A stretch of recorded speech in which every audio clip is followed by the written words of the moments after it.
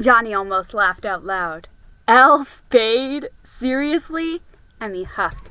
Yes, seriously. Why don't you believe a word I say anymore? It's just kind of a funny last name, don't you think? Have you ever heard of anyone whose last name was Spade? No. Have you? Of course I have. In a book, The Maltese Falcon, Sam Spade is a detective in it. Johnny said, My guess is that Al read that book too, and stole the name. Oh, brother. Not every person is hiding something, Sherlock. Then Johnny bristled.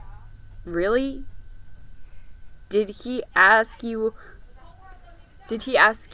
more about the bank? Emmy froze. He knew he had guessed correctly. He did, didn't he? He's being diligent. Money's hard to come by these days, and he doesn't want his aunt to lose it. Or money's hard to come by, and he's looking for a way to get his hands on some. The look on Emmy's face had all the marks of disappointment. She stared at the ground, shivering at the cold, and muttered at the dog. I should go. Johnny sighed. Look, I'm sorry. Emmy, I just don't know why you're so touchy about that guy.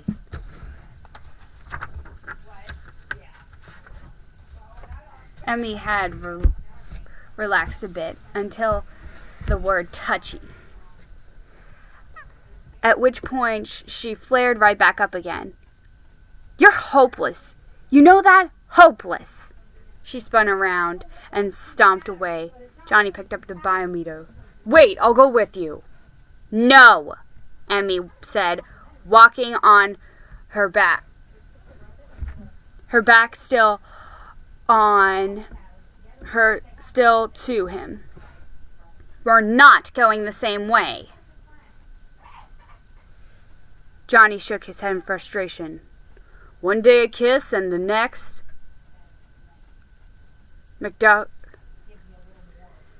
Macduff looked up at him with a stupefied expression, as if to say, Don't be a dope. Go after her. Sorry, boy. As Falstaff says, the better part of valor is discretion. A soldier has to know when to retreat and save the fight for another day. He sighed. Fiona had said being a Christian wasn't always easy, and yet he still felt a remarkable peace within him. Something truly had changed. He held up the biometer to get a reading. Crystals had formed on the bottom of the glass, and even more large flakes floated through it. Frost and more snow on the way.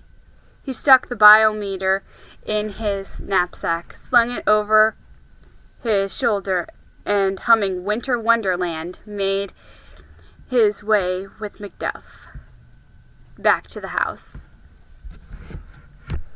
Chapter 16. Johnny thought he would go see Stephen that afternoon, but his folks had a different idea. The Whittaker family would spend the next few days celebrating Johnny's newfound faith. First up was to go Christmas tree hunting. They drove north of town to a spot Emmy's father raved about. The trees in that place look like they were made for Christmas. So very full, and just the right shape. Blamissimo. He squatted down and whispered to Charlie, In fact, rumor has it that Santa himself planted those trees. Charlie's eyes lit up. For real? Fiona intervened. No, dear, not for real. Then she added with a broad smile, though it is fun to pretend, isn't it?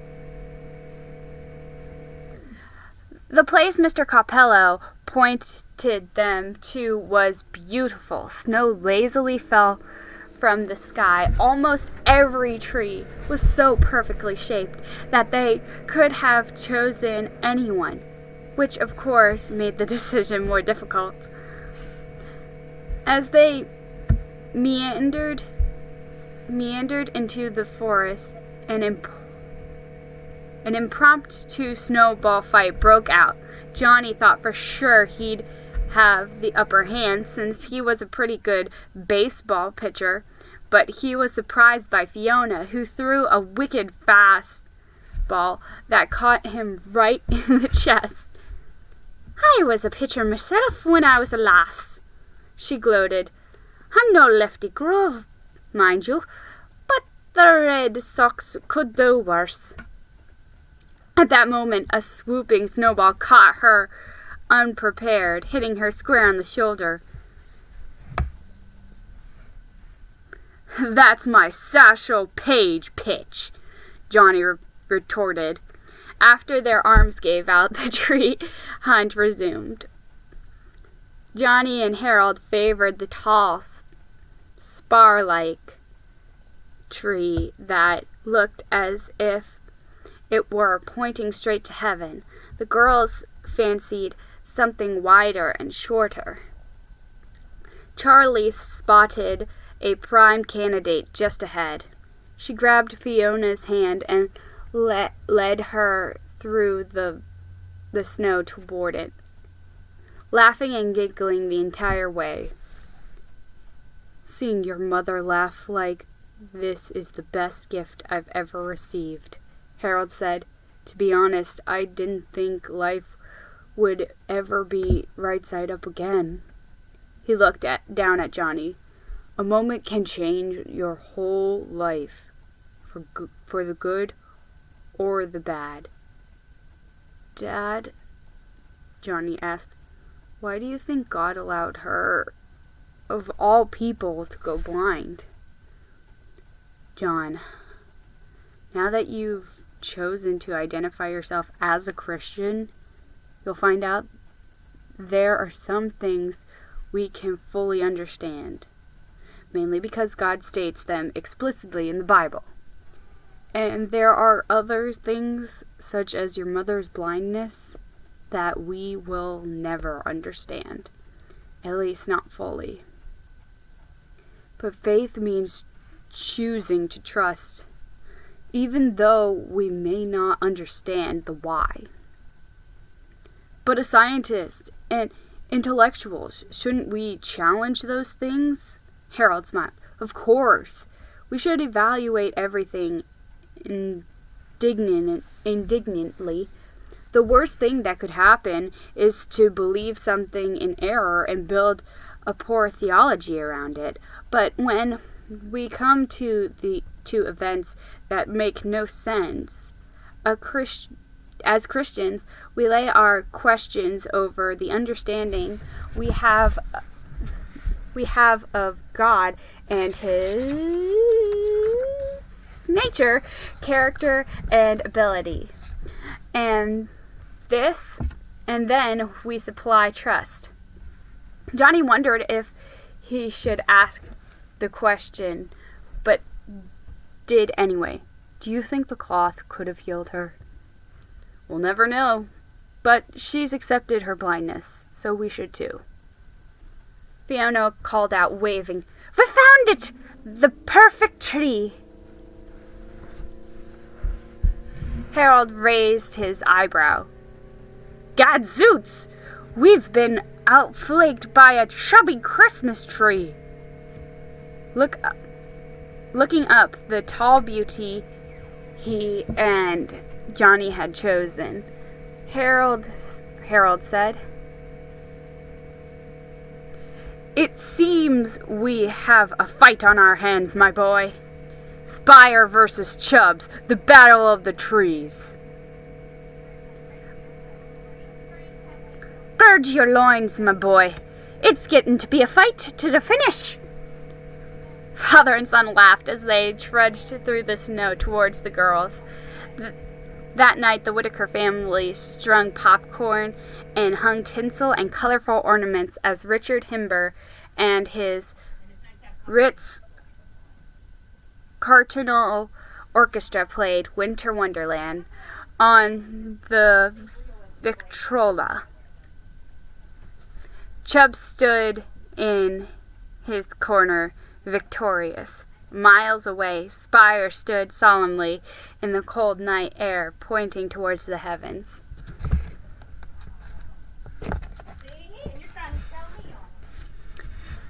The next day was Friday, and Johnny announced that even though the weather was cold, he wanted to spend as much time as possible doing things outside.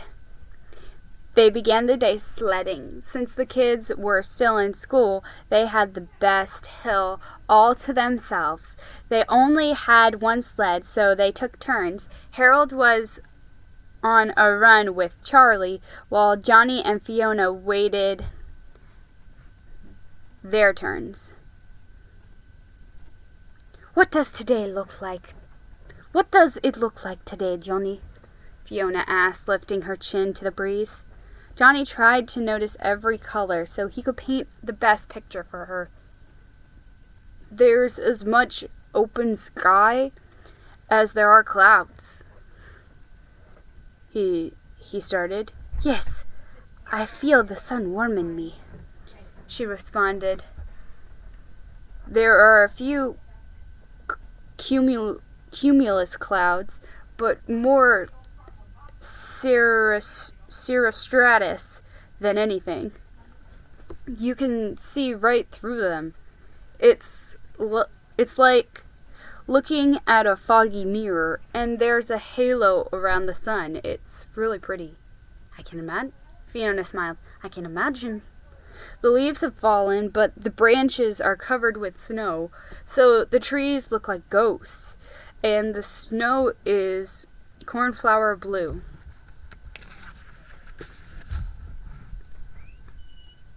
I just see white," said Charlie, trudging back to the top of the hill with Harold behind. Fiona laughed. Fiona and Johnny went down next. Fiona laughed harder than she had in weeks. "Ach, the feel of the wind edging my face breathes life into me," she said. Later they went Christmas shopping in the Five and Dime. Johnny saw something he desperately wanted, an oval lunch kit with a picture of Mickey Mouse and his Steamboat Willie friends on the sides. As a fan of Walt Disney's imagination, it was his one wish for Christmas. His father's response: "Frivolous. You already have a perfectly good lunch pail." Johnny sighed and rolled his eyes when through the storefront window he saw a familiar face. It was Al, leaning against a lamppost, looking at a building down the street, the Barrymore Bank and Trust Building. Johnny was glad the alarm was in place. If Al was after the gold, the system would protect it. Later that day, they stopped by the diner for pie. "Apple, blueberry, cherry, lemon meringue, or pecan?" Ari asked. "One of each," Fiona announced. "We'll share. That way we can enjoy every option." "My kind of thinker," she said, writing the order on her pad. "Say, I went to the bank yesterday morning," Ari said. "Your alarm thing worked like a charm." "It went off?" Johnny asked. "Yeah, not sure why, but the cavalry came a-running when it did." "And no one was breaking in?" Ari winked. "Do I look like a desperado to you?" Johnny pondered. Maybe there's a loose connection somewhere. Or someone got excited and pushed the button by accident. Seems like it went on for some time before they shut it off," Ari said. Well, the main power's in the basement, Johnny said. Takes a while to get to it. Over the top of the booth, Johnny noticed the back of a head turn as if to listen. That was careless, he thought. I shouldn't have said any of that. He decided to end the topic. I'll get with Ben. We'll install an independent power source, maybe a kill switch too. Right after Ari brought out their pie, the person in the booth next to theirs got up to leave. Johnny caught a glimpse of, him as he left. It was Al.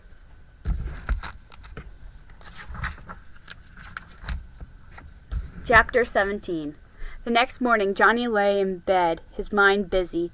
He had woken early again. He watched the morning break outside his window. The snow whitewashed landscape. A downy woodpecker drummed the trunk of a nearby tree. Johnny marveled at the beauty of God's creation. As he planned out the next few days, including selling Steve's cards at the play tomorrow night, the smell of coffee and bacon wafted into his room. He jumped out of bed, tucked his feet into his slippers, and grabbing his robe, went downstairs.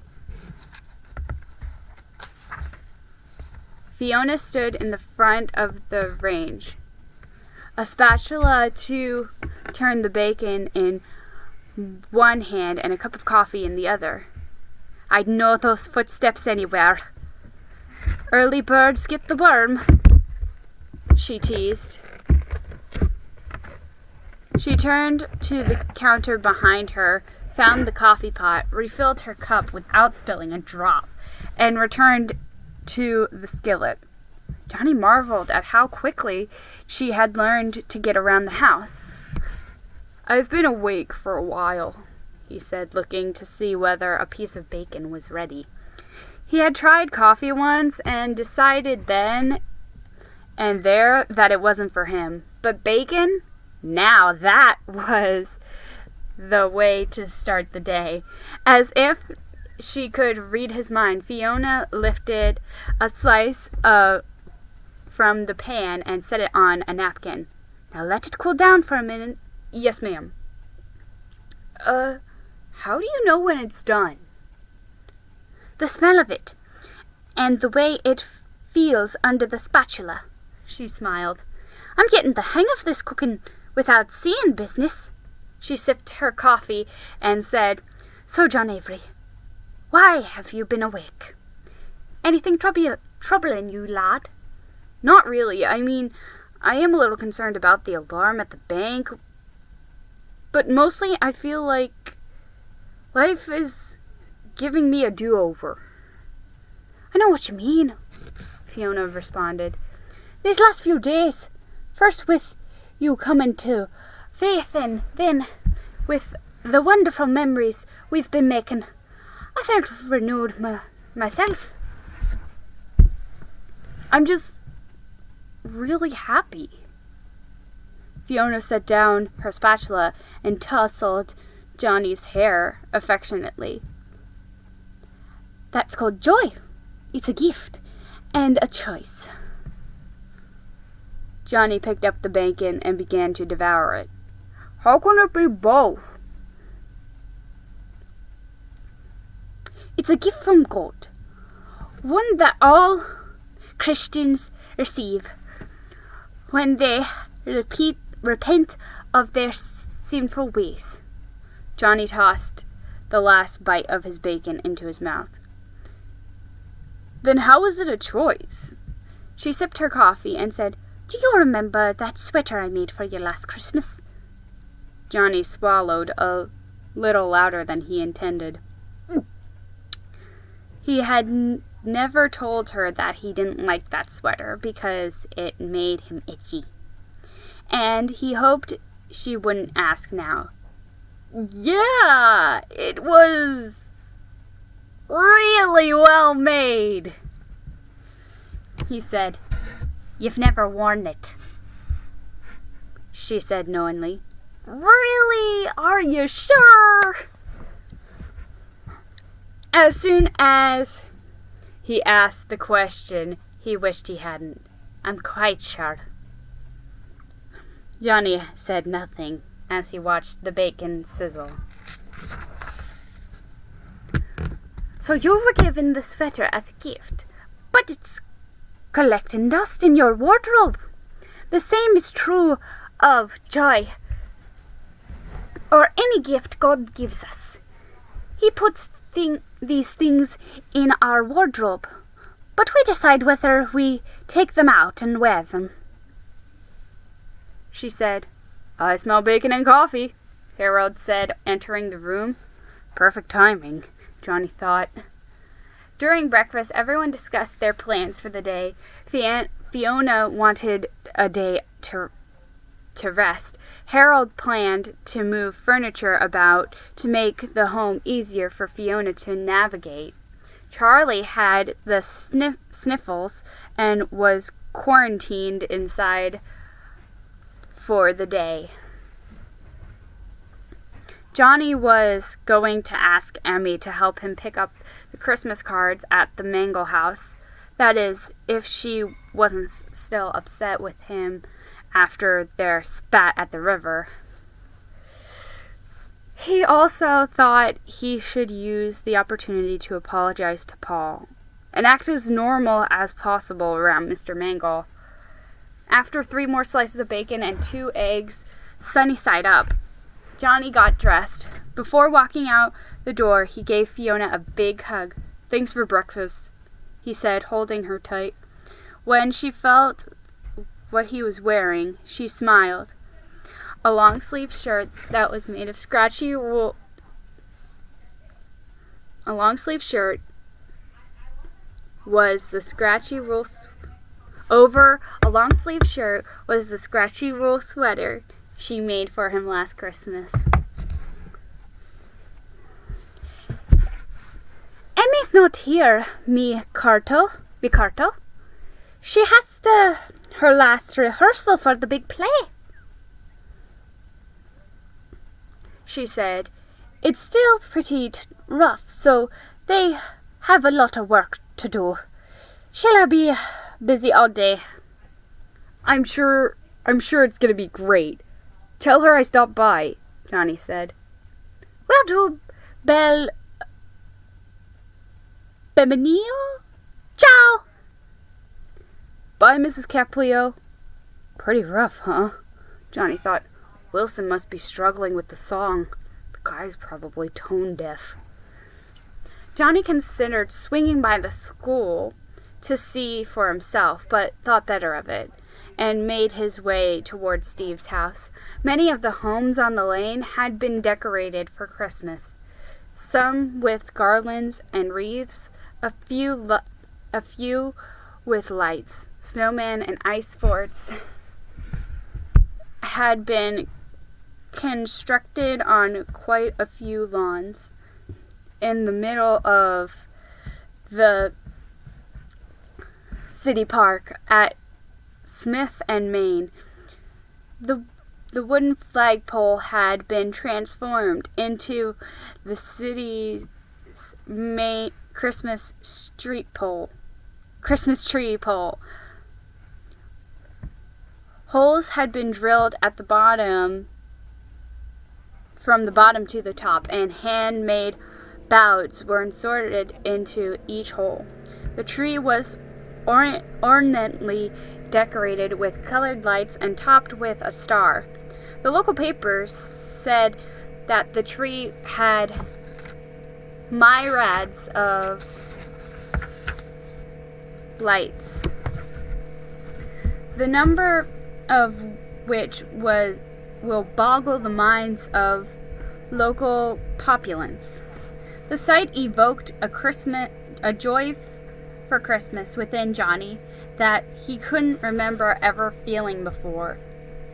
The Mangle house, however, was adorned. It appeared dingy and desolate. Johnny knocked on the door, was answered by Paul, who frowned when he saw him. "Hey, Paul," Johnny said enthusiastically. "Come to make fun of my brother being sick again?" The words oozed with omniscience.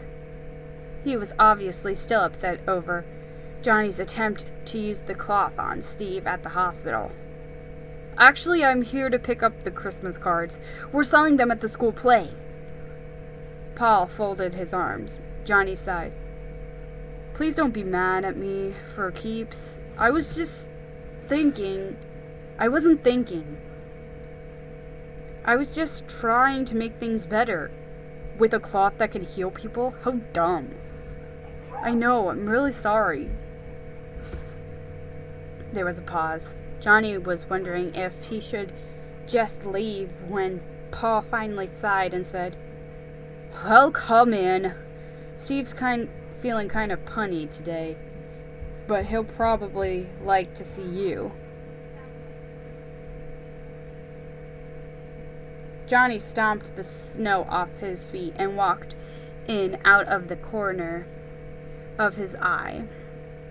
He saw something move and turned to look. Professor Mangle was sitting on the sofa. Johnny knew he'd done it now. There was no way Mangle hadn't heard his conversation with Paul. Their eyes met. Johnny expected a confrontation. Instead, Mangle smiled and said,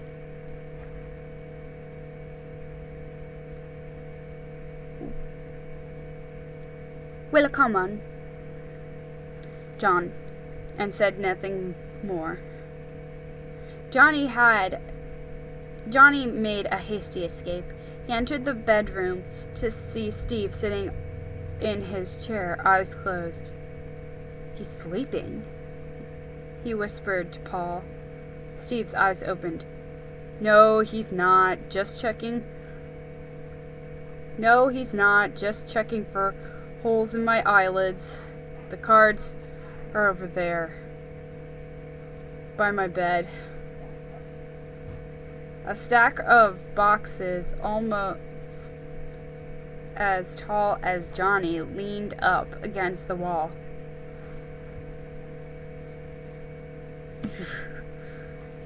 Which box are the cards?" Johnny asked. Stevie smiled limply. "All of them?" "Heavens, Betsy! I know it's a lot. I don't expect you to sell them all." Johnny feigned offense. "You underestimate my sales skills. In fact, you may need to do a second printing. Emmy and I will bring the money over after. Thanks for doing this." "If I had to count," Steve said, his eyes closed again. "If I had to count on my dopey brother, we wouldn't sell any." I can't get that eyes and holes in the eyelids thing out of my mind. Ugh. Ew. Don't call me dopey, Copey," Paul said. Don't call me dopey, I mean."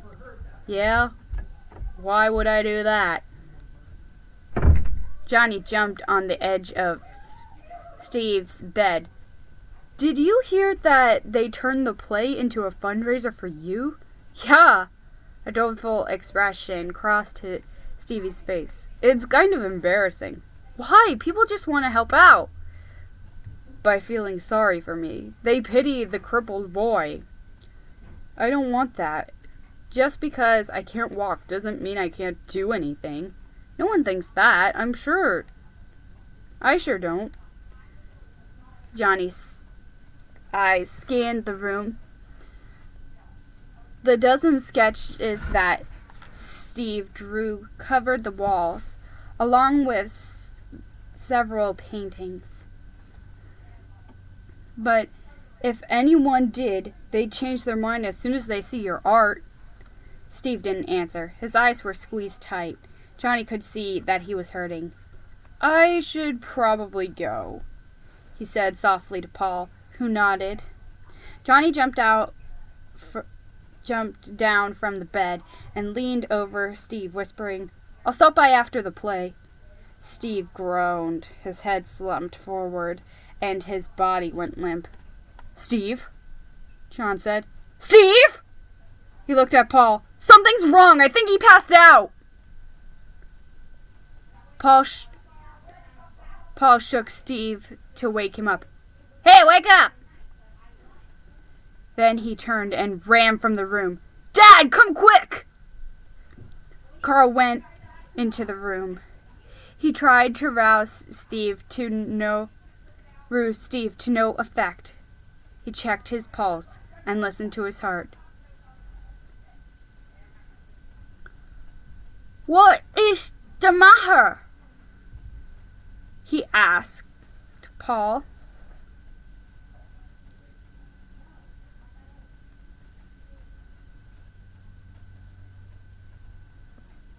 "She's at the hairdresser," Paul stumbled, then corrected, "hairdresser." "Oh." "What's wrong with him?" "I don't know. Go. Call the doctor. Schmel." As soon as Paul left the room, Mangle turned to Johnny. "Do you have it?" he roared. Johnny wasn't sure how to answer. "Have what?" Mangle's voice became desperate. "You know what? The stuff! The cloth!" "I'm sorry, I... Don't you realize what you could do? It could save my son!" "I don't know what..." he faltered. Mangle grabbed Johnny by the shoulders and held him tightly. "Bring it to me! I should have it anyway. It needs to be studied. Think of all the people who could be helped by it." Everything in Johnny wanted to do that very thing, but Fiona's warnings kept ringing in his ears. It could do more harm than good, and its power is too strong for anyone to handle. His mind cleared. There was only one thing he could do. "Can I... let me pray for him." "Pray? Pray? To what? The air? I heard you talking to Paul. You tried to heal Steve once with the garment already. Bring it to me. I will make sure my boy is healed. Bring it to me."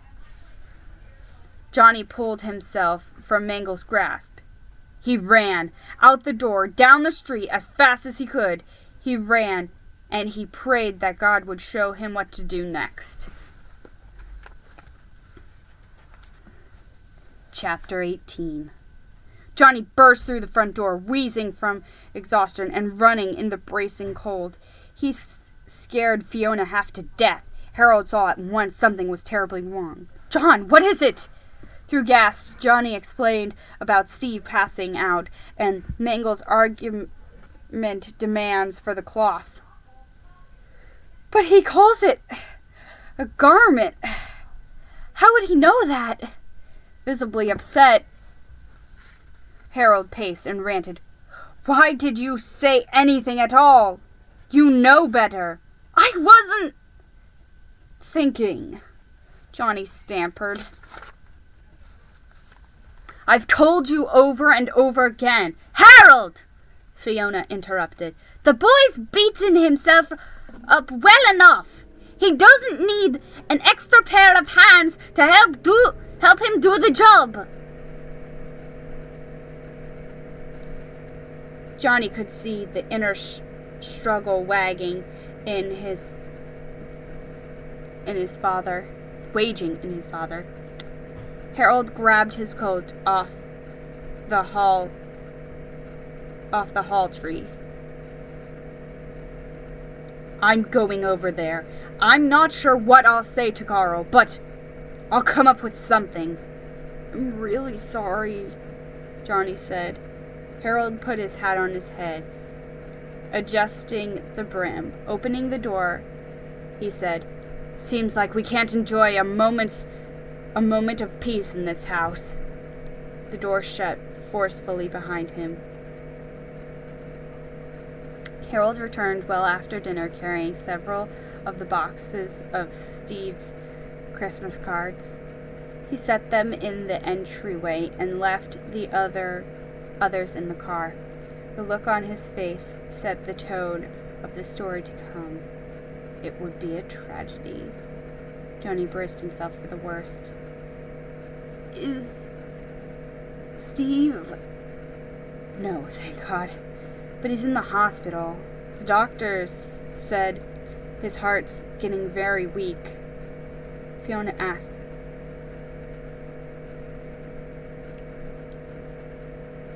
"What's the prognosis?" "Short term. He may improve long term." "Well, we already know there's no long term for his disease." The news cast a pall over the room.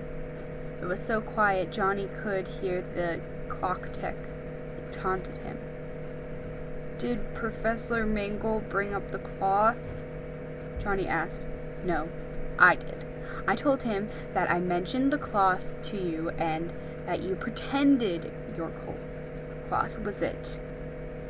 Johnny knew his father was capable of lying. He'd heard him do it before. Somehow, this was different. "I said what I needed to say, John. I'm not proud of it, but I believe it was the right thing to do, all things considered." Excuse me? "Do you think he believed you?" Fiona asked. Harold thought for a moment. "I don't know, but one thing I do know is that they need money. The money from the fundraiser now more than ever." On Sunday morning, the Whitaker family attended church for the first time since Fiona's accident. Pastor Richard Olson expounded on the Christmas story from Luke 2. The service was a wonderful experience for Johnny. Rather than occupying his mind with other things, he listened and participated sincerely. And just as Fiona said, he heard God deep within him. All the bitterness he harbored had been released and replaced with an undeniable peace. Even his concern about Steve couldn't shake it. If anything, the peace made him his concern more earnest, even hopeful. Things that felt so big a few days ago now seemed trivial. Laszlo and Wilson were irksome, but he could avoid them if he tried, and even if he couldn't, so what? His black eye had healed. If he got another, it would heal too. He had recovered the cloth, even though that was fruitless since Fiona wouldn't allow them to test it on her. Johnny and his father were getting along these days.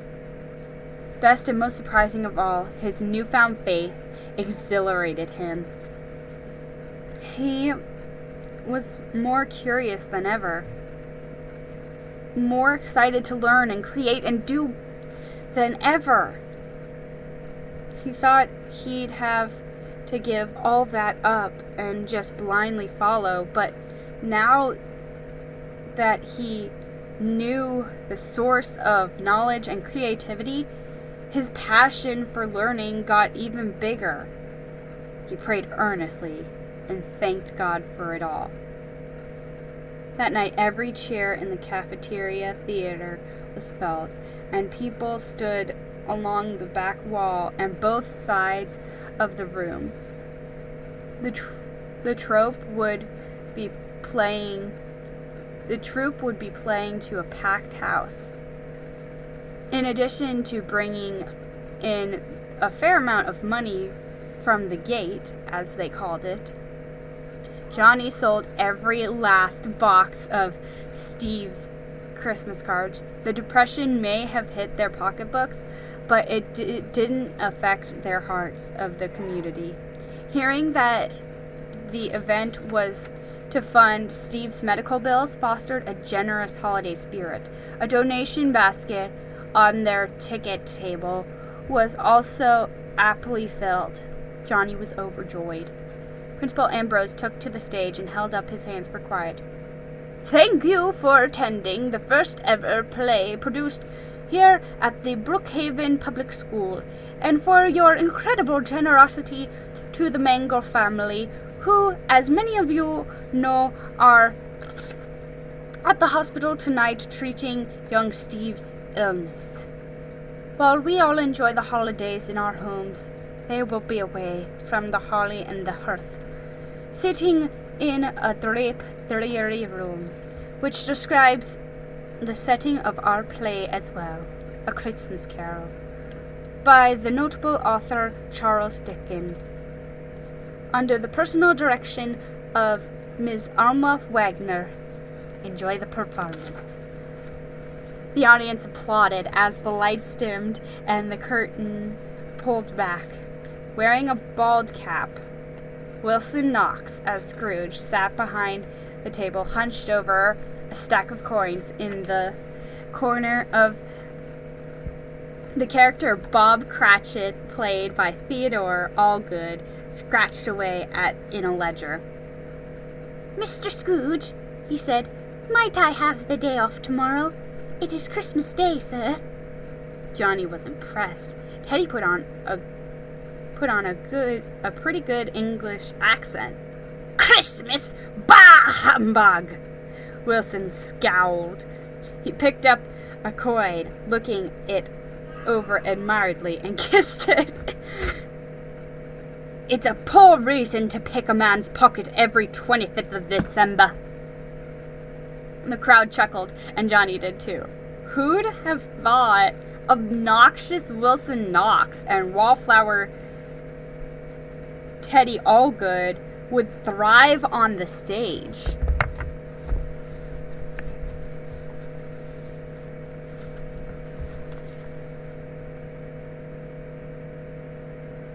Johnny looked about the room. He recognized most of the people, having seen them around town. A few others worked with his father at Duke University. Half a dozen he'd never laid eyes on. His gaze eventually fell on someone he wished hadn't attended. Al Spade. He stood in the back, appearing rather suspicious. Johnny looked to see whether Al's invisible aunt had come with him, but he was alone.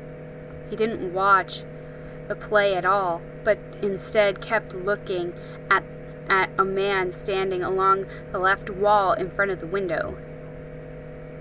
The man, lean and angular, with black hair and eyebrows that looked as if he'd been applied with a straight ruler and used as a shelf for his forehead to rest on, seemed distracted, observing the room more than the play, and occasionally peeking out the window as well. The man was fidgety in spurts.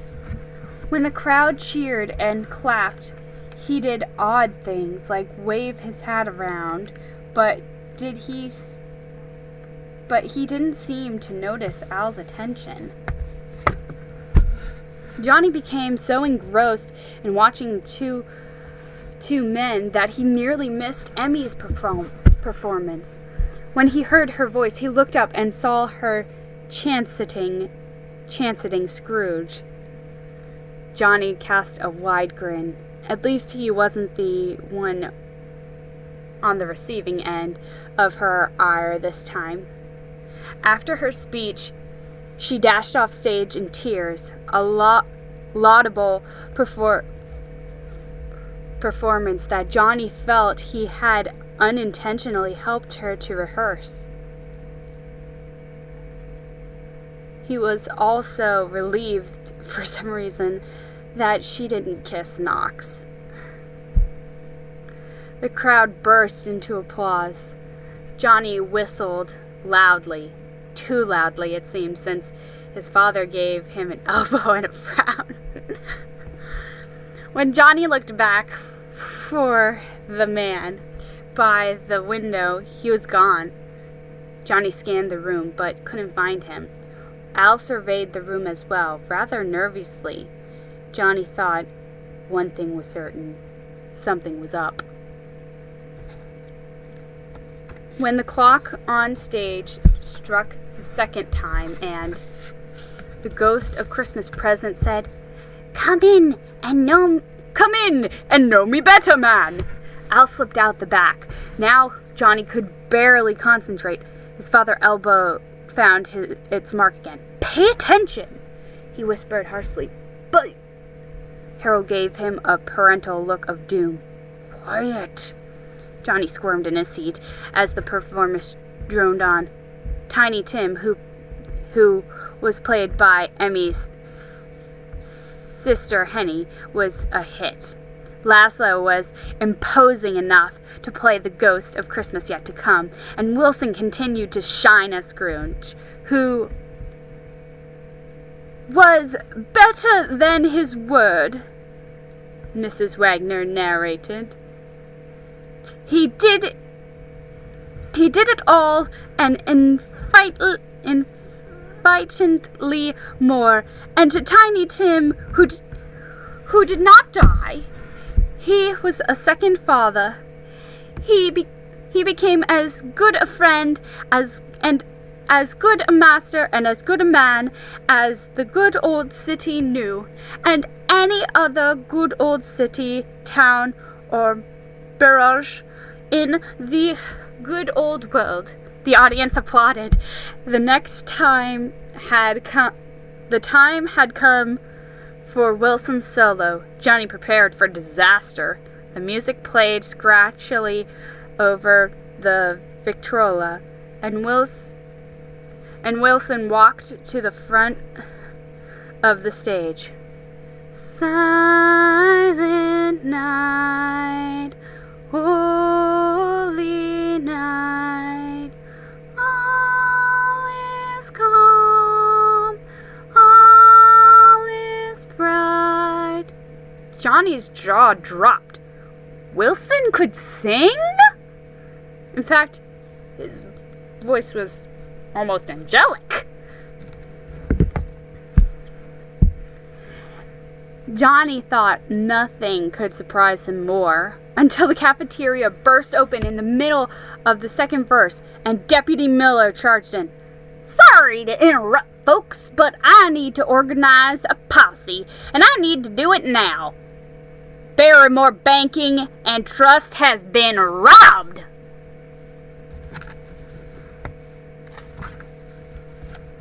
Johnny and Emmy...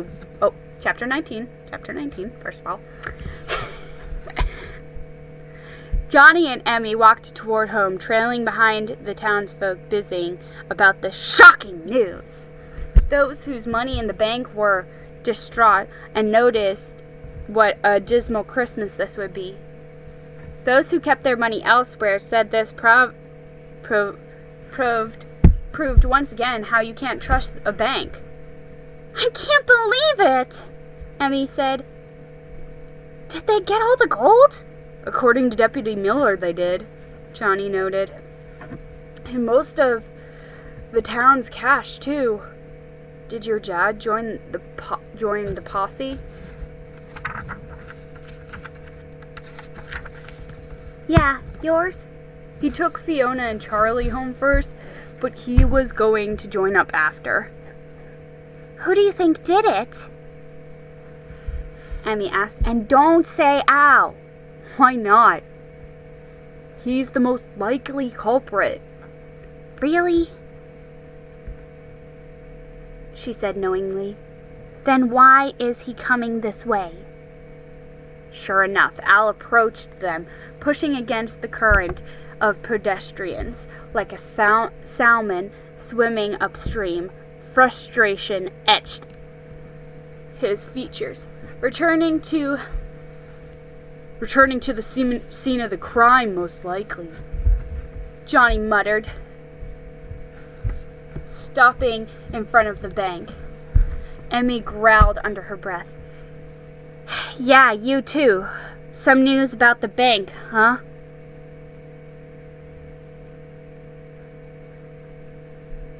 Yeah, you too. Hey, you two! Some news about the bank, huh? Yeah, Johnny said.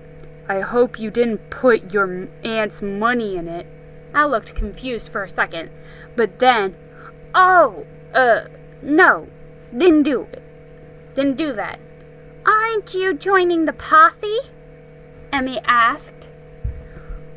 That's where I'm headed now. I had to pick up a few things first. Emmy's gaze switched to Johnny. Eyebrows raised, she noted. He's joining the posse.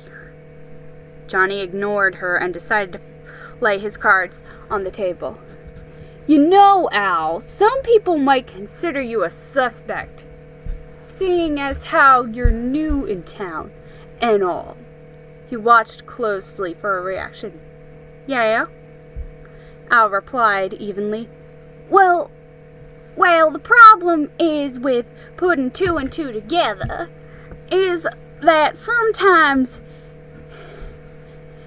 you two go,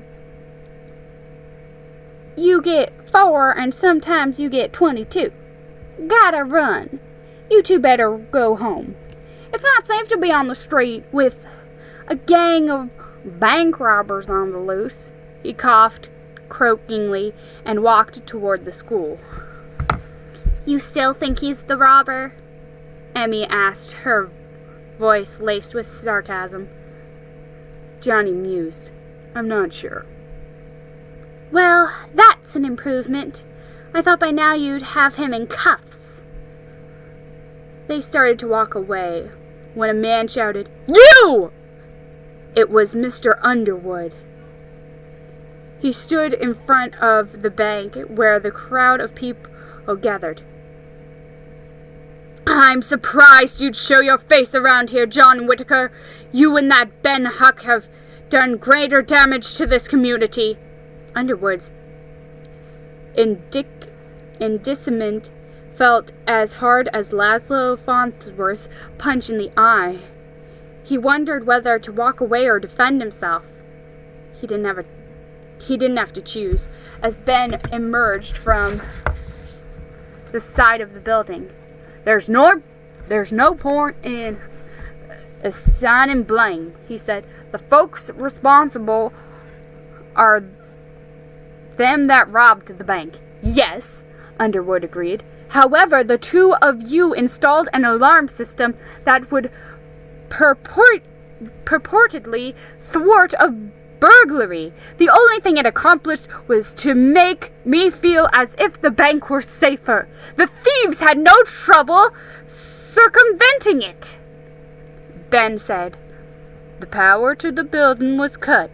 It disabled the alarm. These people were professionals, most likely a gang. You sound as if you have experience, Mr. Huck, Underwood insinuated. No, sir, but I know how many men it takes to do a job, and this one needs 2 or 3 at least. By the damage inside, I'd say they used dynamite. That was an assessment of the lawman, yes. Whoever it was knew the whole town to be at the play. They probably waited for a grand ovation to mask the sound of the explosion. Of course, you'd need a lookout. They should have never gotten that far, Underwood bellowed. The alarm system that I paid you handsomely for should have alerted the sheriff. Thanks for your incompetence. These fair people, he said, with his arm sweeping in a grand gesture toward those standing about, have lost everything. He pointed to Ben and Johnny. Shame on you! Shame on you both! Every face of men and women present glared at Johnny and Ben, the same people who had put Johnny on a pedestal when he found the gold, now kicked it out from underneath him. Emmy charged into the conversation like a lion protecting her cubs. Shame on you, Mr. Underwood! Blaming Johnny and Ben when all they did was go out of their way to try to help you?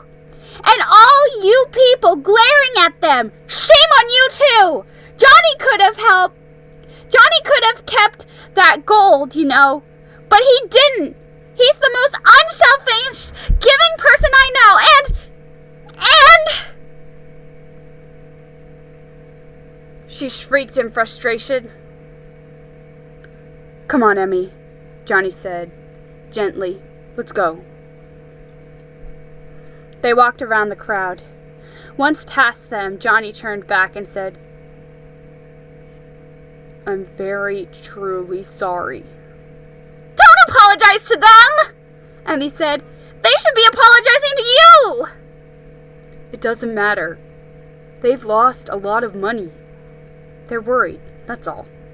Emmy looked at him sideways. What's up with you? I thought you'd defend yourself. I don't need to. He nudged her. My friend had my back.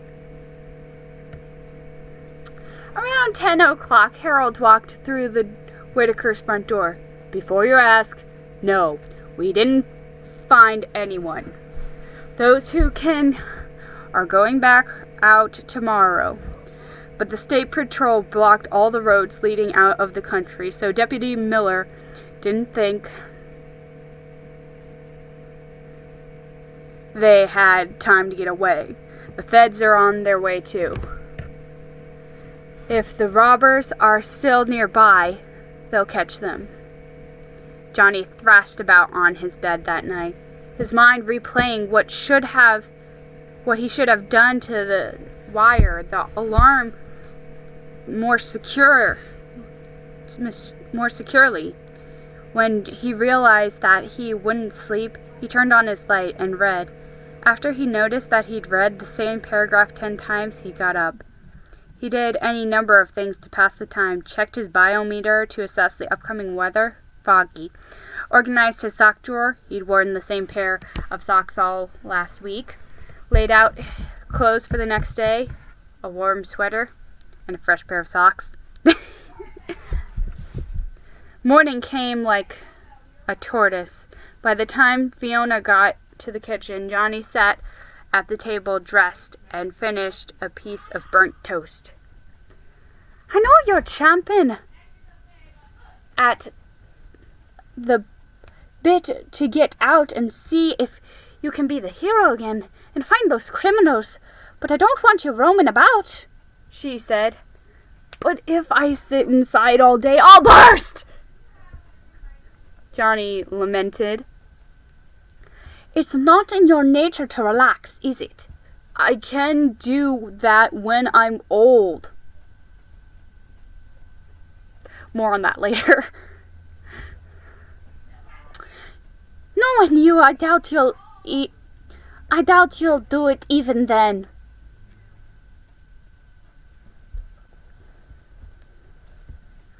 She filled the percolator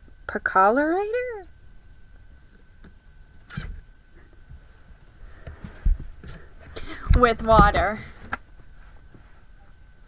Poured the ground coffee into the basket, tamped on the lid, and plugged the brewer in. She heaved a weary sigh. There's no point in delaying the inevitable. You may go out, but try to stay out of trouble, all right? As soon as he saw the Capello's lights come on, Johnny donned his coat and hat and rushed over. Mr. Capello let him in and offered him milk. Having forgotten to drink any at home, he was thankful for the chance to wash down the charred remains of his breakfast. Emmy came down in her pajamas, her hair disheveled. When she saw Donnie, she gasped and ran upstairs. Upon returning a few minutes later, she had primed and dressed smartly for the day. Johnny was glad he wasn't a girl. The fog had settled in over the town, thick and damp like the stream of a locomotive. Cars drove down the highway, one after the other, as the race to find the bank robbers resumed. Johnny desperately wished he could join the posse, but knew better than to ask. Not that anyone in town would trust him enough to let him come along. I usually sniff mysteries out pretty well, but I'm sure messed things up this time. I don't agree, Emmy said. You had a hunch that the bank was going to be robbed, right? No one else did. That's something. Johnny looked at her long and hard. He suddenly realized how much he had taken her friendship for granted. Why are you staring at me like that? She asked. I was just thinking how sorry I am about our arguing. I was just thinking how sorry I am about arguing with you so much recently. I don't really have an excuse. Sure you do. You've been through a lot. I'm the one without an excuse. I've been stubborn. She waited for a response. You know, you're supposed to disagree with me. That's what got me into trouble to begin with, Johnny said. They had a good laugh. And then Johnny caught Emmy up on Fiona's improved outlook on life and his newfound faith. Emmy was pleased to hear both. I'm sorry about the gold, Emmy said, and I feel bad for people like Ari, working extra jobs to help her parents. She had her money there. I hadn't thought of that, Johnny lamented. I suppose there's one good thing that happened. At least they didn't rob the bank until after the play. If they'd done it sooner, no one would have been able to afford to come. Johnny perked up. What did you say? That people probably wouldn't have been able to afford the play? A light bulb turned on. Johnny wasn't certain, but maybe. Come on, he said, running toward the road.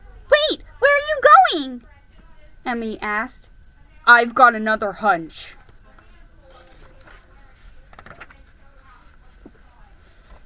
Chapter 20.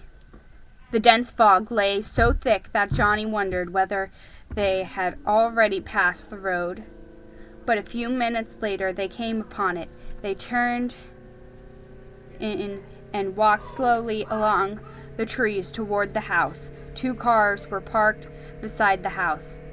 The black Chevrolet Eagle sedan he had seen when he came to retrieve the cloth, and the black Packard Super 8 sedan with white wall tires.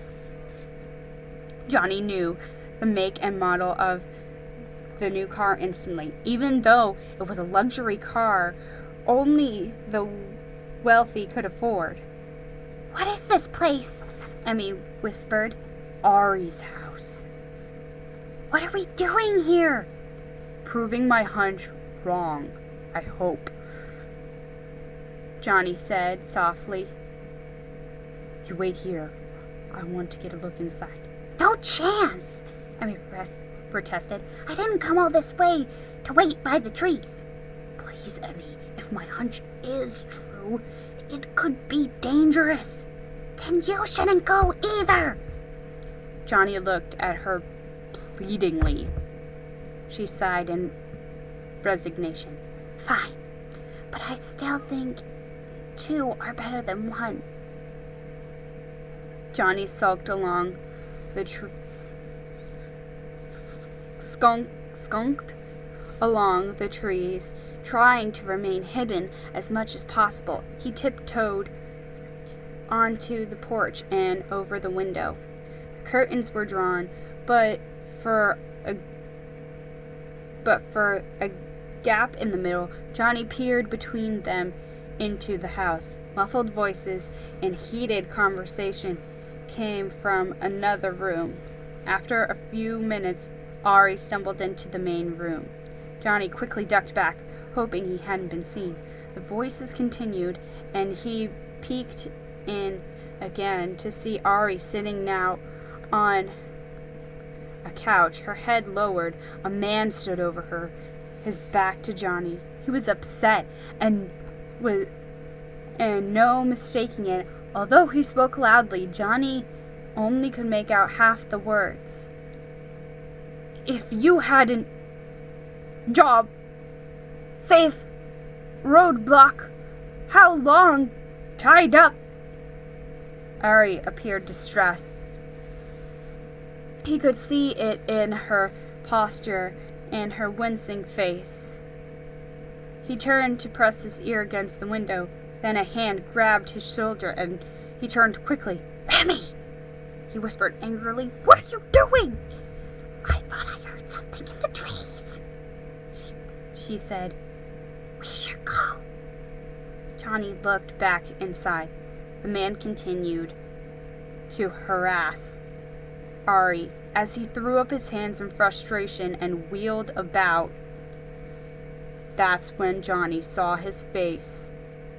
It was the man Al kept tabs on at the school play.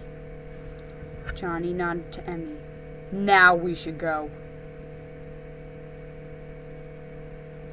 "I don't think so," a voice at the bottom of the porch said. A man with slick back hair and a trace of a mustache walked up the steps and pointed to the door. "I think you'd better get inside now." "Run, Emmy!" Johnny leapt off the porch, landing in front of the man. His momentum carried him forward, and he used it to shove the man backward.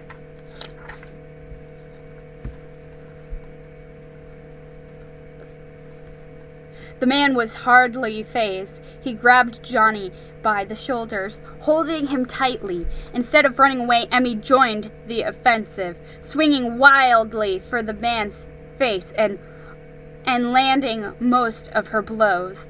Johnny railed with a forearm strike to the man's chin. The blow was unexpected. The man's head whipped back and he stumbled in pain. Johnny unreleased a kick into the man's shin, followed by a palm heel strike.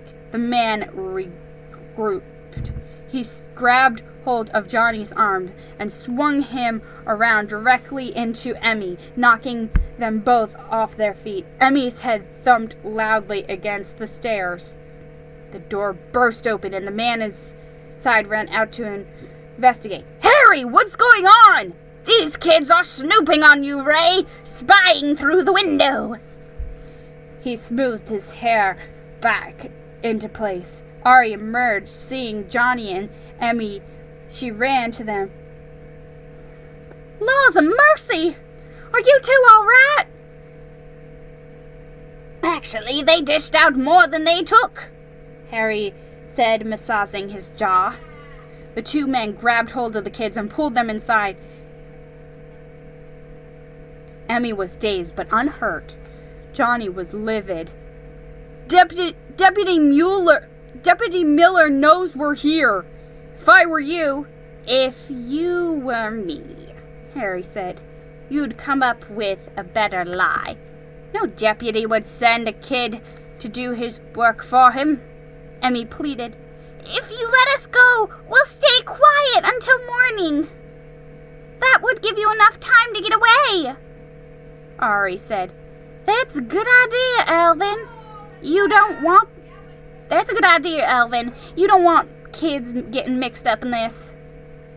Alvin? Emmy said. "I thought he called you Ray." The man with two names said, "I go by both." At that moment, Johnny knew he and Emmy were in worse trouble than they had imagined. "Are you Alvin Karplus?" A sinister smile kept over his face. "Of the infamous Barker Karpus gang," he said, bowing theatrically. "At your service." Johnny's heart stopped. The newspapers said that the Barker Karpus gang, one of the most formidable criminal gangs of the decade, was as ruthless as they came. They didn't hesitate to bump off anyone who stood in their way, even innocent bystanders. The gang had been run by Ma Baker until her passing earlier in the year in the shootout with the FBI. Alvin was said to be the brains now. Word was that he and some other fellow, likely Harry, had recently robbed a bank, killing a police officer in the process.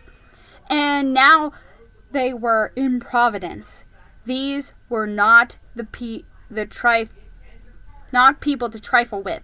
Johnny's and Emmy's lives were in jeopardy. Emmy said, "Are you all right, Miss Ari? Have they hurt you?" Johnny responded first. "Don't you get it, Emmy? She's with them." Emmy looked from Johnny to Ari, waiting for someone to explain. Finally, Karpus stepped forward. "You might say she's part of the gang," he said, "but her name's not Ari." Harry joined in the fun. "Ma Baker's given name was Arizona. Ari for short. She knew Ma. Most everyone from the Dillinger gang did," Karpus said. His name drop had its intended effect. Johnny's eyes widened, and Emmy looked faint. Dillinger?" she stammered. A smile curved on the women's lips. "I'm sentimental at heart. It's a way of keeping Ma's memory alive. I guess Mary Kinder, my rightful name."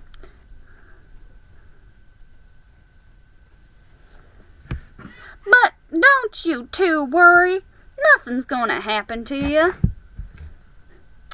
I wouldn't go that far," Karpus interjected. "Nothing'll happen if you do as you're told. If you don't, well, all bets are off. Understood?" Johnny and Emmy both understood. Both nodded. Here's what's gonna happen. You," Karpus said, pointing to John, "are going to run into town and tell the coppers that you know where we are. You're going to say we're on the opposite end of town. You can figure out where. But it needs to be a real place, or it won't stall them for long. It could be the grotto down by the river." "Down by the riverside," Johnny suggested. There aren't any roads, so it would take a while for them to get there." "Now you're thinking." "You tell 'em We're hunkered in there, ready for a fight. That should bring all the feds and police in, opening up a way out of town for us. You do that and we won't harm a hair on your heads. Emmy and I should both go, Johnny said, or people would wonder where she is. We said we'd spend the day together. Nope, she says, Carpus said. Insurance. If you tip off the coppers that we're here, well, you'll have to live with what happens to her the rest of your life. Let me go with him, please! We won't say a word! Emmy promised. Do I look stupid to you? Carpus bellowed. He lifted Johnny to his feet. Now get going, and be quick about it. By the time you get back, the loot'll be in the car, and we can all take a nice drive together. Together? Mary protested. No, we leave the kids here. To blab to the feds? Harry said. Not a chance. Don't worry, Carpus reasoned. Once we're safely out of town, we'll drop the two off. Other than a long walk home, you'll be right as rain. Then he grabbed Johnny's shoulders, leaned down in his face and hissed, "But only if you do as you're told." Johnny ran through the soupy fog toward the main road. His head was spinning. He couldn't let the robbers get away, but if he told the authorities, Emmy would be in danger. Of course he didn't trust Carpus's promise to let them go either. If he was as ruthless as the newspapers said, he wouldn't want any witnesses. Just as Johnny reached the main road, a voice called out. He turned to see someone waving at him from the woods. It was Al. Johnny wasn't sure what to do, deciding that Al snooping around could put Emmy in danger. He hurried over to stop him. "What are you doing here?" Johnny asked. "Is the posse nearby?" "Nope, just me. Is Emmy all right?" "Why do you think she's in trouble?" Al looked as if there was something he wasn't saying. "Well, I don't mind a reasonable amount of trouble, but something tells me she might be in deeper." That's when the light bulb went off. "You like to quote books, don't you?" Johnny said. Al flinched. "What do you mean?" "First yesterday and again just now. You quoted from the Mausline Falcon. I've read it 5 times. It's written by Daniel Hammond. He used to be a Pinkerton detective. But you already knew that, didn't you, Mr. Hammert?" Al's face lit up in surprise. "Impressive, young man. How did you figure it out?" "Someone overheard you in the diner. Said that you used a different name than Al. Rhymes with Sam. That and the quotes and a few other things put it together for me, including you spying on the man at the play and that ruse about your aunt. A fair cover, I guess." Hammett grinned. "Guilty on all accounts. Now that you know that I'm not a bank robber." "Are they holding Emmy hostage?" "You know?" Johnny asked. "I started putting my own pieces together at the play. The man you saw me watching looked familiar, but I couldn't quite place him. Afterward, I realized it was Harry Campbell, which means that Alvin Karpis isn't far behind. They're dangerous men. How did you know they were in this house? I've been trailing Mary Kinder, which is why I spent so much time at the diner. Don't trust her for a moment. She's loyal to those she runs with. Now tell me, what's going on? Johnny quickly explained. Then he asked, Are you working for the Pinkertons again? Is that why you're here?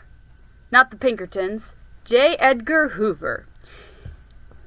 He's using as much firepower as he can to put these gangs out of business.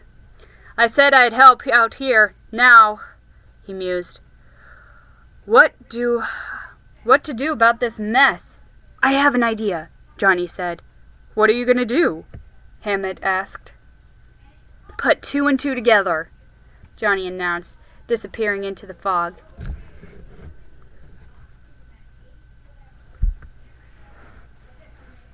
Chapter 21. Johnny's hand had only rapped once when the door opened and Karpis pulled him inside. What took so long? Karpis raged. The sheriff was out with the posse, Johnny said nervously.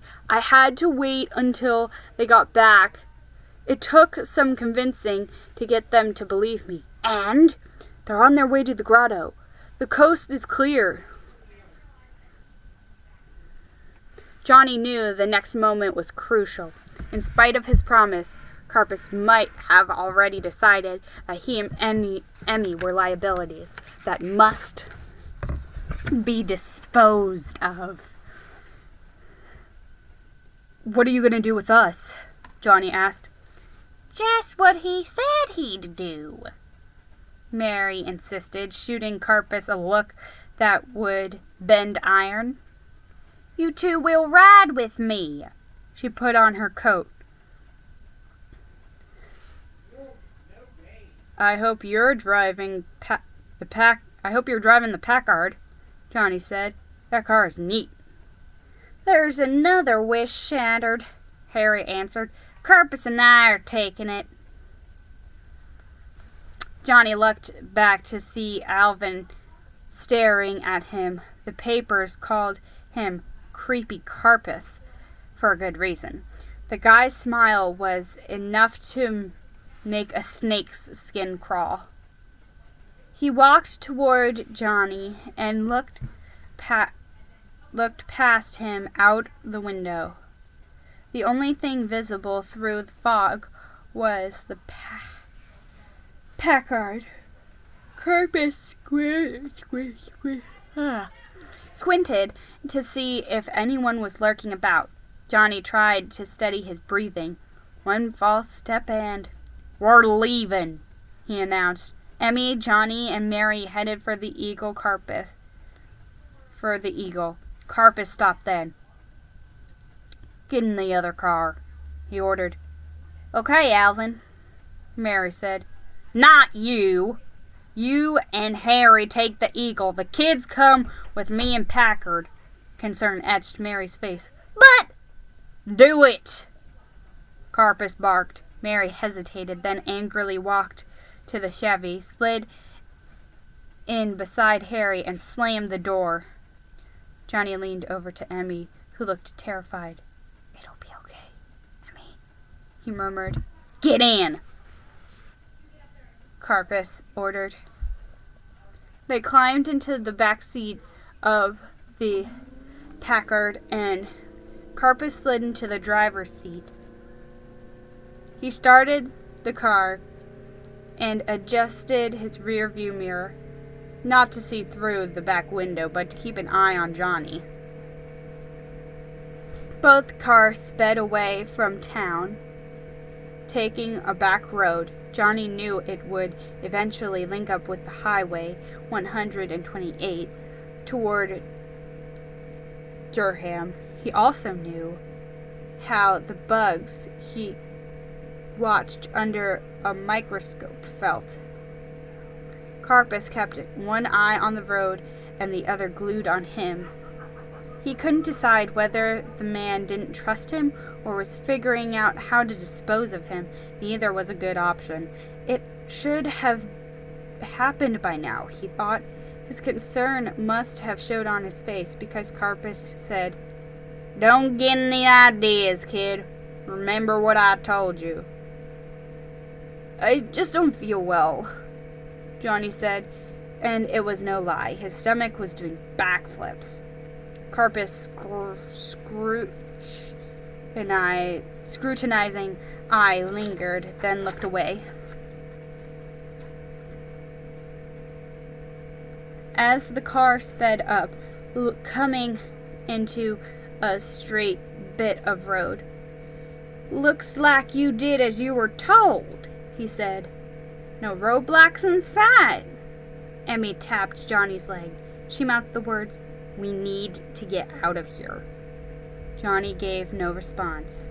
And good thing, Creepy Karpis was staring again.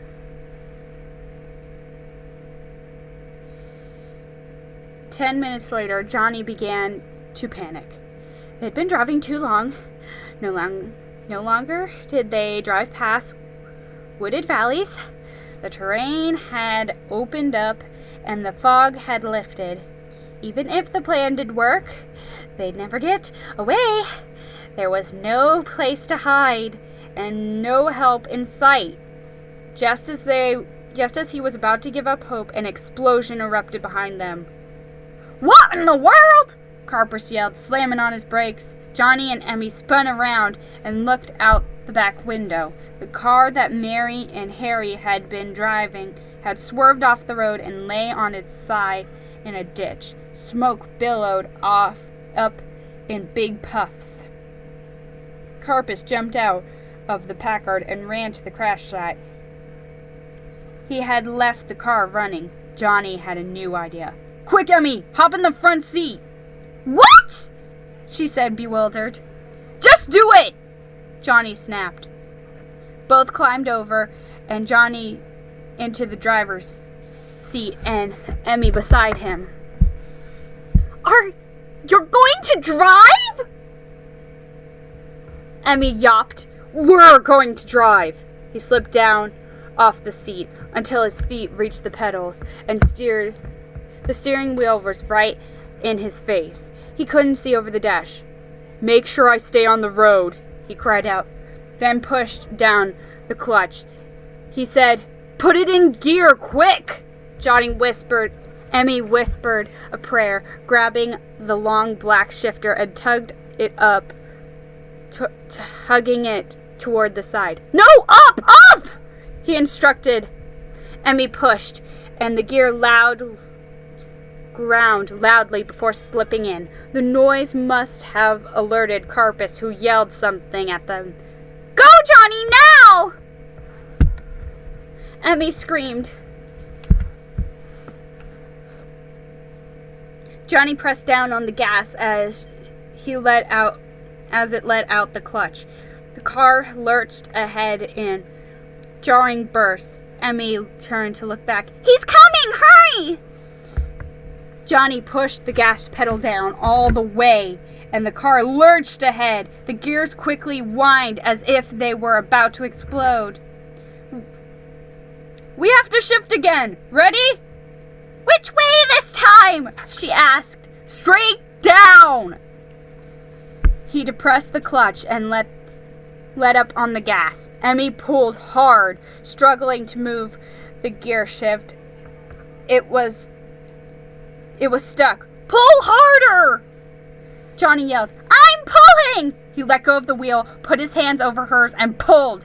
Together they got the car into second gear. Johnny took hold of the wheel again, releasing the clutch and pressing the gas. The car sped. Emmy looked over the dash. "You're going off the road! Go right! Right!"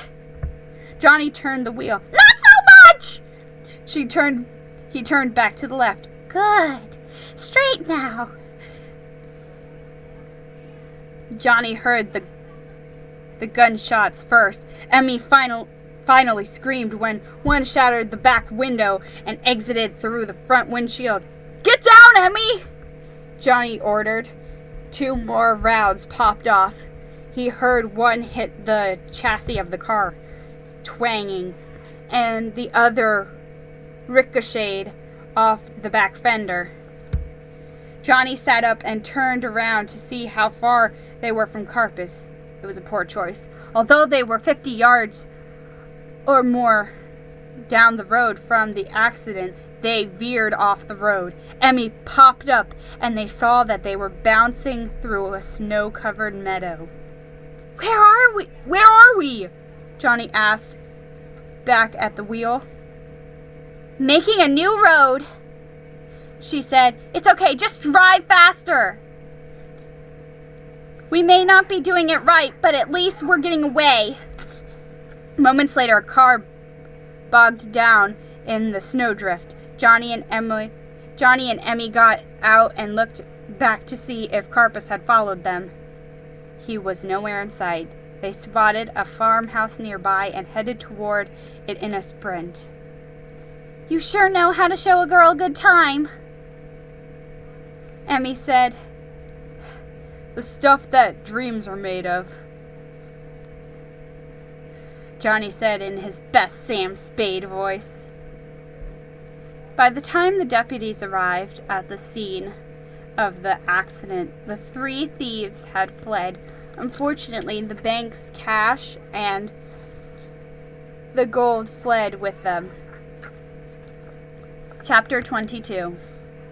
Anyway, when I got to thinking about it, John prattled on effervescently, I don't know. I couldn't recall Ari being in town before we found the gold.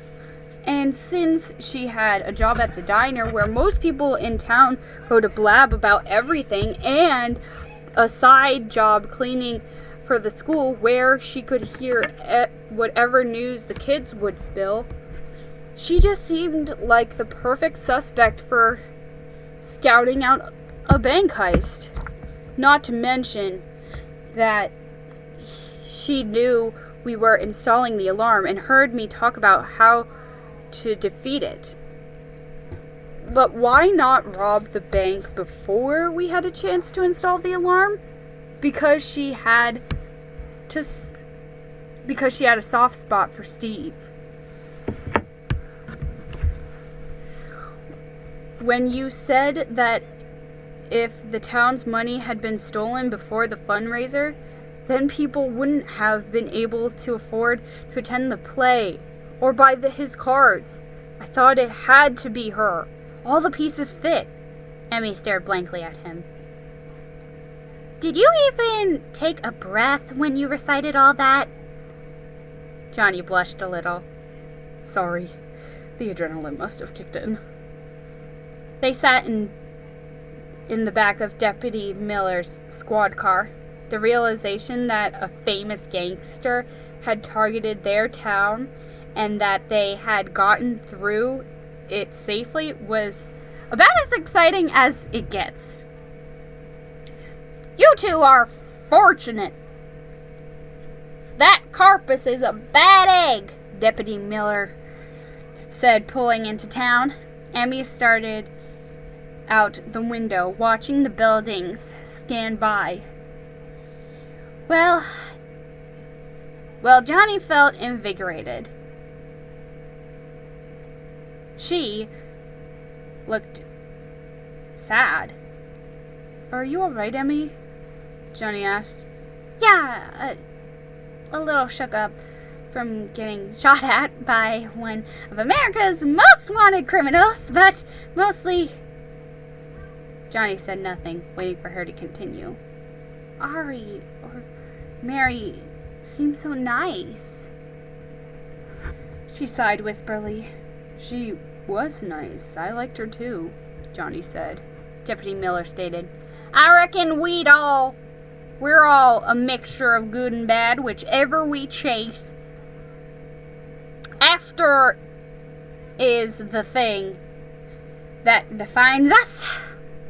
The squad car pulled to stop in front of the province sheriff's station.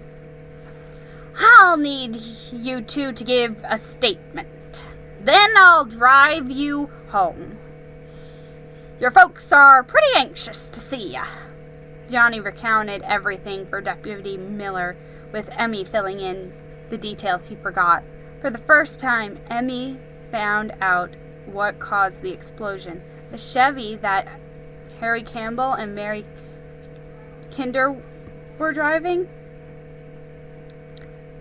"I wasn't about to do what Karpis wanted. I knew he wouldn't let us go," Johnny said. "Instead, I called the station and asked you to break up the roadblocks, but to follow behind us a mile or two back. Of course, you weren't crazy about the idea, but Emmy was in danger. We couldn't think of another choice." Next, I went to Ben Huck's and picked up an old car battery of mine. It had been struck by lightning, Johnny said, looking over at Emmy, whose mouth gaped at the news. The battery was volatile, and I knew that a single spark could cause it to blow. Ben and I quickly created a fuse that would ignite when the engine got hot enough. He wanted to help me install it, but it was too risky. If Karpis saw him, the jig would be up. He came with me, but hid in the trees. That way, if Karpis drove in a different direction than I told him to, he could let you know. Anyway, it was so foggy, no one in the house could see when I replaced the Chevy battery with the damaged battery. I hoped it would explode as soon as they started the car, but just in case it didn't, I inserted the fuse into the battery block. And then, yeah, it sure did explode. Emmy listened in disbelief. "But how did you know we wouldn't be in the car?" she asked. "I didn't," Johnny admitted. "I thought Karpis would probably want us with him, and that he'd drive the expensive car. But it was a guess." "You mean you knew that thing would blow up, and we could have been in the car? Unbelievable! Were you trying to kill us?" "I was trying to save us." "I said it before, and I'll say it again. You better hope my dad never finds out." Before they finished at the station, Dashiell Hammett stopped in.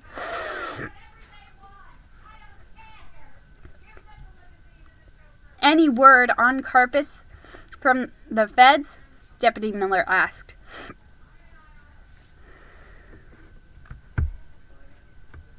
"Oh, sure. Someone said they saw him in Florida 2 hours ago. Another in Chicago 1 hour ago." "That'd be a trick," Johnny said. "They took off on foot not 30 minutes ago. Hoover's none too happy. Congress is putting the heat on him.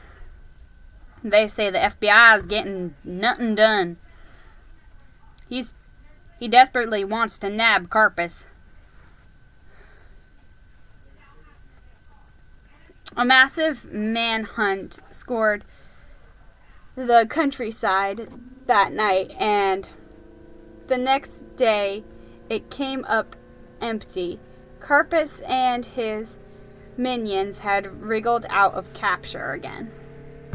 Johnny rang the doorbell at the Mangle house, rousting Carl from sleep.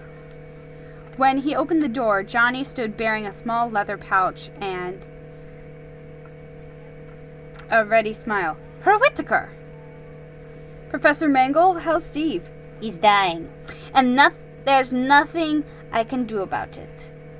I was with him all night. My wife is there now. What can I do for you? Nothing. I came to bring you this. Hopefully it'll help Eve with your expenses. He handed the bag to Mangle, who took it reluctantly. It's the money from our school fundraiser and from the sale of Steve's Christmas cards. Mangle unzipped the pouch and looked inside. That he was shocked would be an understatement. There was enough cash inside to cover a sizable portion of Steve's medical bills. I don't know what to say, he flattered. Me either, except I'll be praying for Steve and you. Mangle nodded slightly. Danke, was all he said before retreating into the house and closed the door. As Johnny walked home, he thought that while things weren't easy with his new faith guiding him, he had a lot more light to see around in the dark places.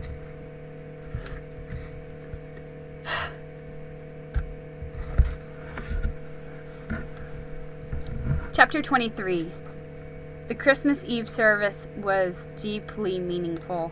The small chapel looked majestic, with a brilliant display of lights and festive decorations. A large Christmas tree was ornamented with popcorn and cranberries strung together, and a large paper hoop chain, candy canes, and glass icicles, and a gold-haired angel on the top. Underneath, bags filled with an assortment of nuts and fruits waited for the children.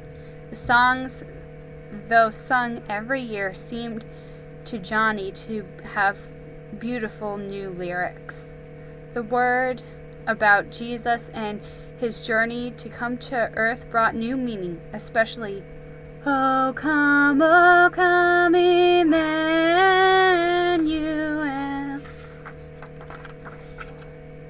Oh come, Emmanuel,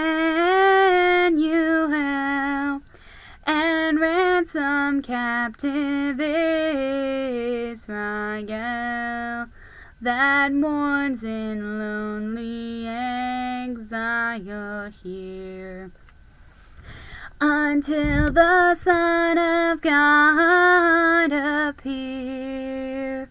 Rejoice, rejoice, Emmanuel shall come to thee, O Israel. O come, thou rod of Jesse, free thine own from Satan's trinity. From depths of hell thy people save, and give them victory o'er the grave. Rejoice, rejoice, Emmanuel shall come to thee, O Israel. O come, thou wisdom from on high, and order all things far and nigh. To us the paths of knowledge show, and cause us in her ways to go. Rejoice, rejoice, Emmanuel shall come to thee, O Israel.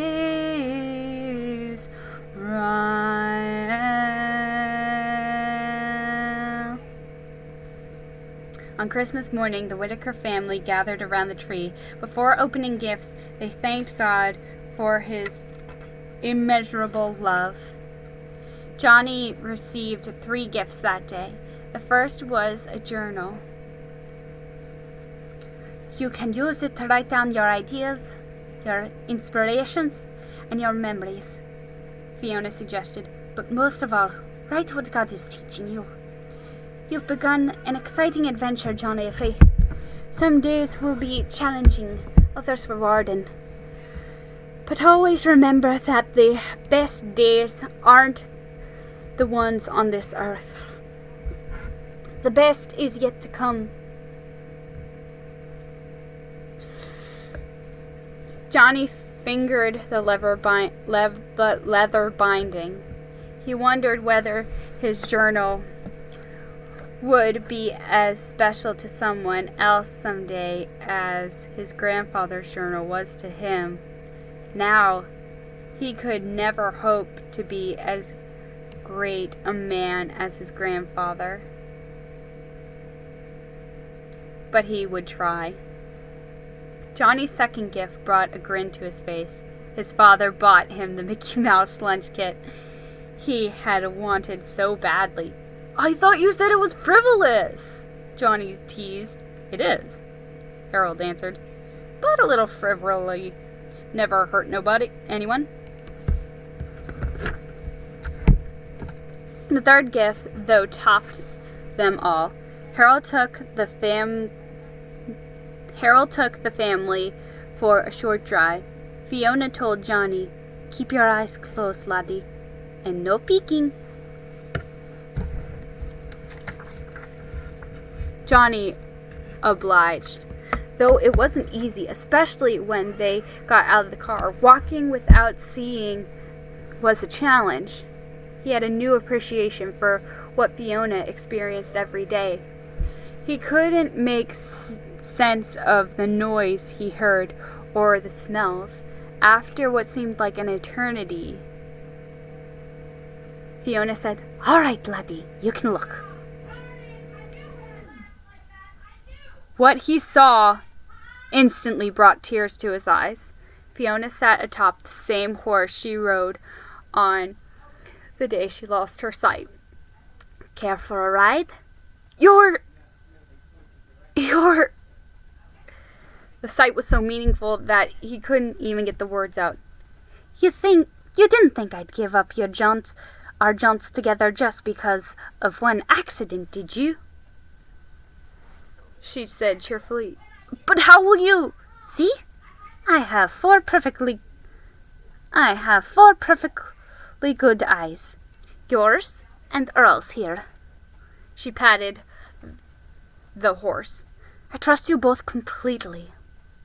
Johnny looked to his father, who couldn't hide his own curious mixture of anxiety coupled with joy. Harold wiped his eyes, smiled, and nodded approvingly. Well, get on your horse, laddie, and let's go exploring. That Saturday, the family lazed about. Charlie played in her room with her new doll she got for Christmas, while Harold, as usual, read the newspaper. Fiona rested in her room. Fred Astaire crooned over the radio. Johnny sat across from his father reading the Count of Monte Cristo. A knock on the door pulled him away from Edmond Dante's heroic escape from the Chateau d'If. When he opened the door, the postman handed him the day's mail, a few letters, and one small package. The package had been posted overseas. Johnny gave the mail to his father, who looked at the package and smiled. This must be the translation of your grandfather's journal. Harold quickly unwrapped it. A note had been inserted inside the front cover. He read it silently. Johnny stood beside him, thinking he should be the one reading the note since the journal was given to him. Instead, he bit his tongue and read his father's reaction. When Harold finished the note, he looked thunderstruck. Johnny's heart quickened. What is it? What did the note say? Oh, we've only got so much left. I'm so nervous that they're gonna leave it on a cliffhanger.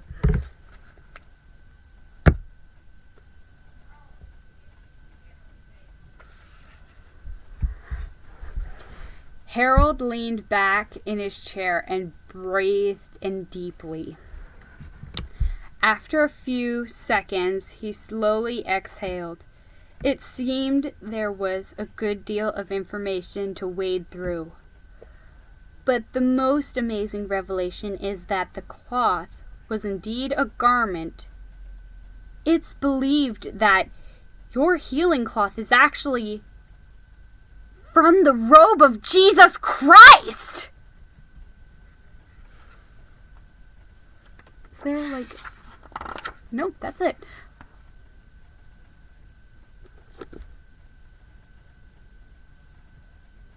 Wow. I have so many thoughts right now. So, commence rant. Okay, so... First thoughts on... As far as I know, the Young Wit book series is just going to be a trilogy. I don't know if they're going to add more books to this. There definitely is some more stories that could be told, especially with that cliffhanger that they had right there. But they didn't have, like...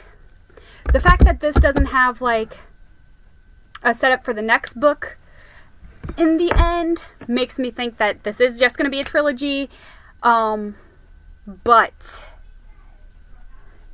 I don't know, we'll have to wait and see. I'll have to double check to see if there actually aren't any other Young Wit books. But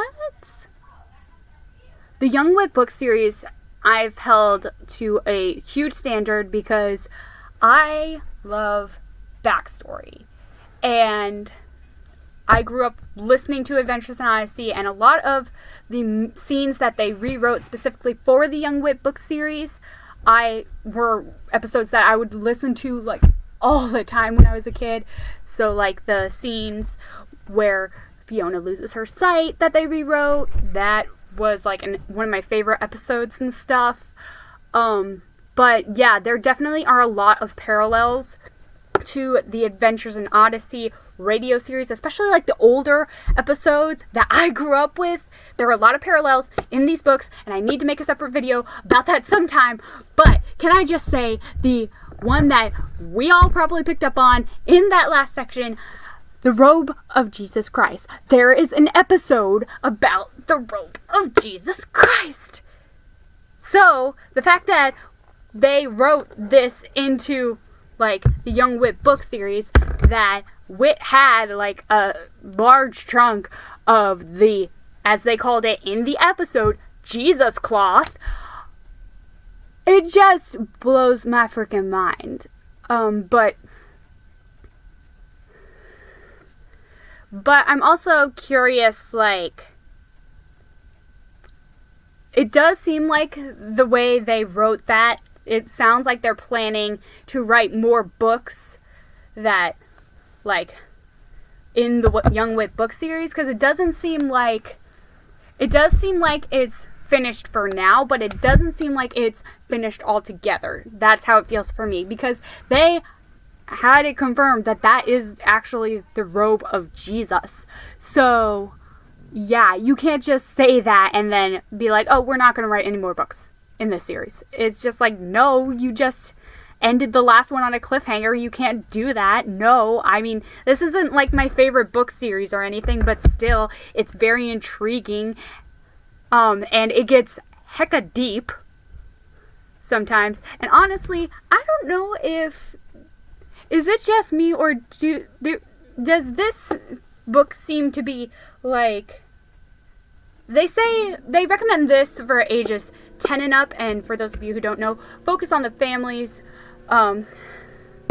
Adventures in Odyssey, its original age group was like ages 8 and up, and there are some episodes that I would not play for an 8-year-old, and there are some episodes that they straight up say, do not play for an 8-year-old because they will be scarred for life.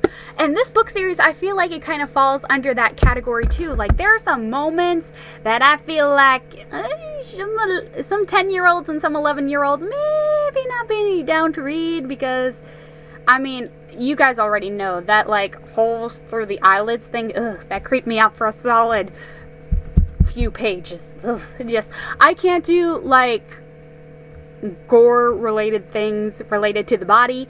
Like, if it involves eyeballs or teeth, like, falling out, it's just, like, that makes me, like, want to vomit.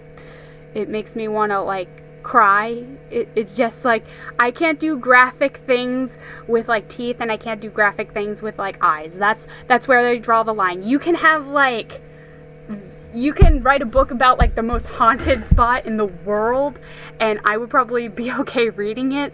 You could, like, because I'm, like, okay listening to, like, Five Nights at Freddy's audiobooks, and only, like, one or two, like, really creeped me out, and I couldn't, like, sleep after listening to it.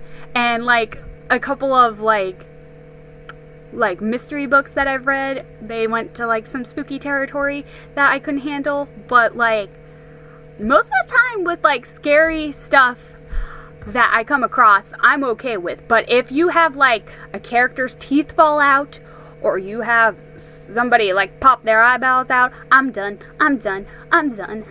So, yeah, don't know if the, if the, suggested age group is quite correct. I personally think this is more like a teen book series than, like, 10 and up.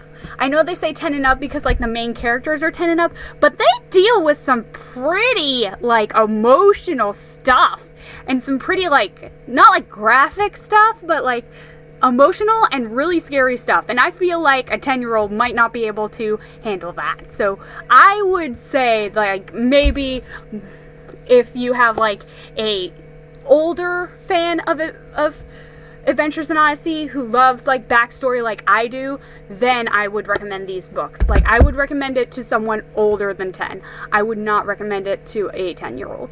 But they said 10 and up. But I really think this is more like something a teenager would read. Just because just like how it was written in describing things and how it was written, like, some of those words, I didn't even know what they were. Like, I know I don't have the best reading skills ever.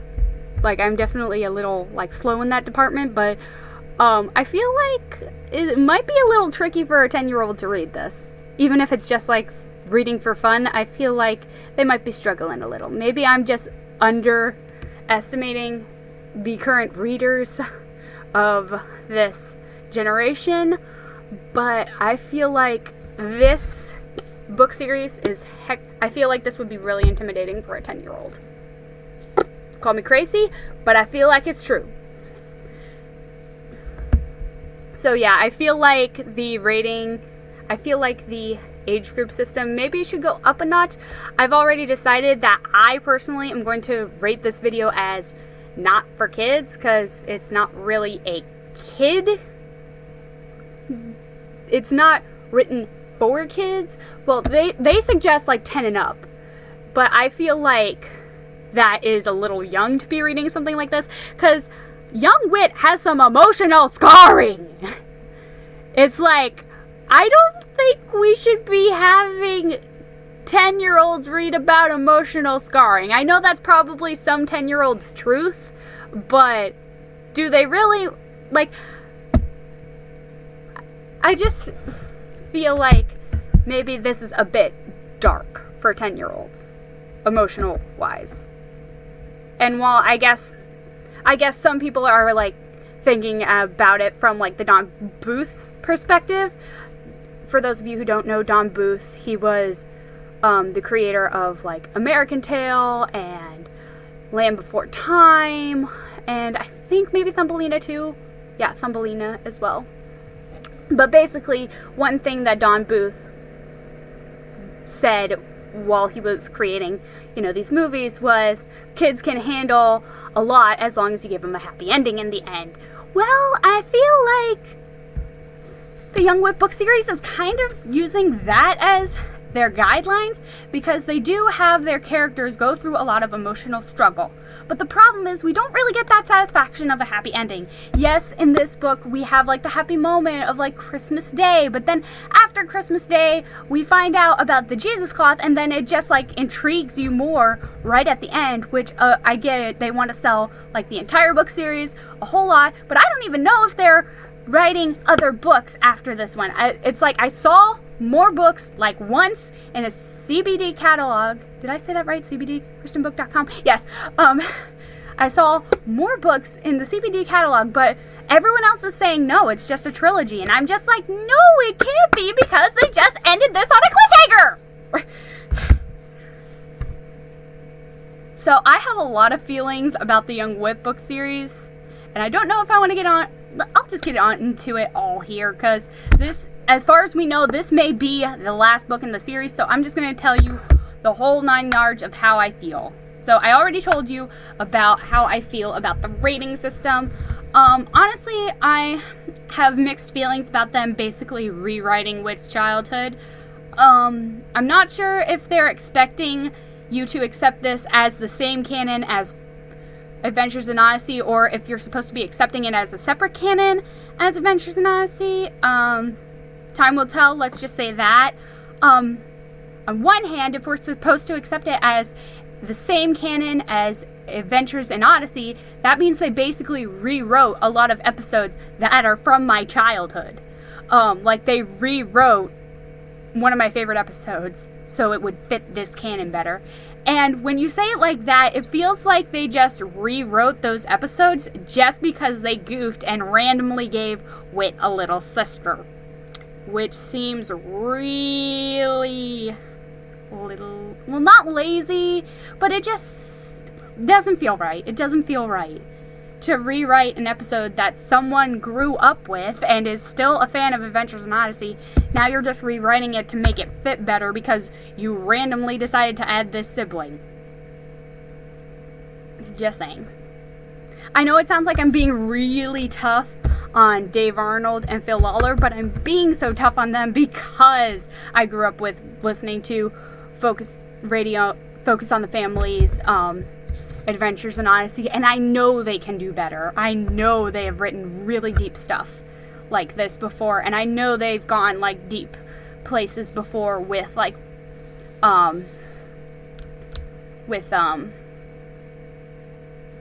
Adventures in Odyssey. My brain totally farted for a second there. But I just want to be completely honest with my feelings about this book series with you guys, especially if I decide to dramatic read these again, because honestly, I had a blast reading this. I didn't think I was going to have as much fun doing all the voices for you guys as I did. And I don't know if I'm going to edit out, like, the little snippets that I said that, like, were just, like, talking to you guys in between, but yeah. Maybe I'm taking this book series too seriously. Maybe I'm taking it too personally. But I don't know. It just seems like... It's like I don't know.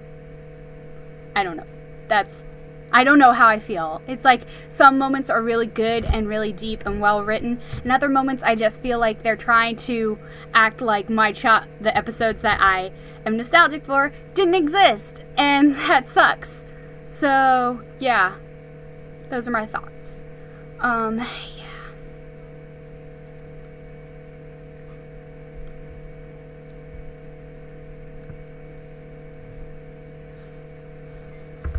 So, I hope you guys enjoyed this dramatic reading of The Young Wit, The Thieves of Barrymore. It wasn't as Christmassy as I expected it to be. A lot of these books lean more into like the mystery and adventure and sometimes even emotional stuff more than they lean into like the holiday stuff. But I'm glad I finally got this dramatic reading out of the way, because it's all going to be gliding and sailing, smooth sailing from here on out, because the rest of the books that I have wrapped are really thin. So yeah! And I need to edit this video, so I'll see you guys next time. Bye. Oh, and be sure to check out my other dramatic readings. I promise you, they are way shorter than this, because I didn't do like a whole hour-long rant after reading them. But I will see you guys next time. Bye.